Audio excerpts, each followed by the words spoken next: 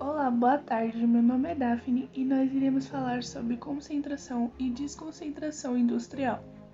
O processo de industrialização no Brasil se iniciou de maneira muito tardia, mas se manifestou em um curto período de tempo, isto é, iniciou-se a partir da década de 1930 e consolidou-se a partir da década de 1970 em diante. Concentração industrial. O processo de concentração industrial do Brasil ocorreu com o desenvolvimento da política de substituição de importações durante o governo Vargas, após os eventos relativos à crise de 1929 e o consequente declínio da economia cafeira.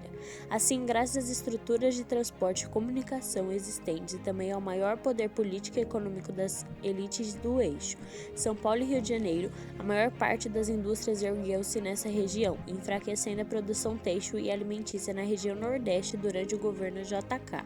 O processo de industrialização do Brasil manifestou-se de maneira mais efetiva, pois sob a ótica da política de substituição de importações, a liderança das indústrias no Brasil foi para as automobilísticas. Em 1950, a gente teve a chegada de multinacionais no Brasil, as automobilísticas e as eletrodomésticos. Devido às indústrias cafeiras no sudeste brasileiro, ocorreu uma concentração dessas novas indústrias na região sudeste do Brasil, principalmente na RMSP. Além disso, naquele período, a indústria valorizava a produção em massa e as economias de aglomeração de empresas em certas regiões. A RMSP contribuiu para o PIB daquele ano com aproximadamente 21 milhões, SP com aproximadamente 45 milhões e somando o resto dos estados do país com apenas 12 milhões. Desconcentração industrial.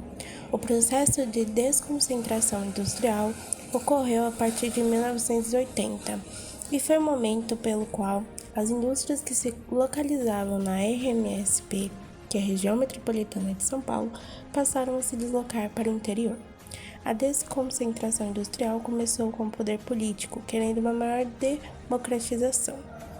Uma das medidas para isso foi a criação da SUDAM, Superintendência de Desenvolvimento da Amazônia, em 1966, e da SUDEN, Superintendência de Desenvolvimento do Nordeste. Após a Constituição de 1988, iniciou-se a chamada Guerra Fiscal, pois com a validação da autonomia de cada estado controlar o próprio sistema de cobrança de impostos, muitos estados, na necessidade de gerar empregos e dinamizar suas economias, passaram a oferecer isenções tributárias para as grandes empresas, assim criando uma enorme disputa entre a UF para atrair as grandes empresas, oferecendo as melhores condições possíveis.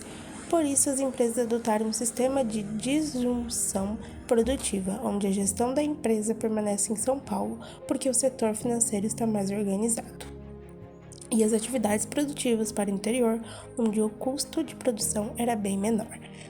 O custo de produção, assim falando, a mão de obra barata. E a desconcentração também tem muito a ver com as sedes dos escritórios ficarem centralizadas na capital de São Paulo, assim gerando uma desconcentração industrial, as empresas se deslocando para fora das regiões tradicionais de industrialização.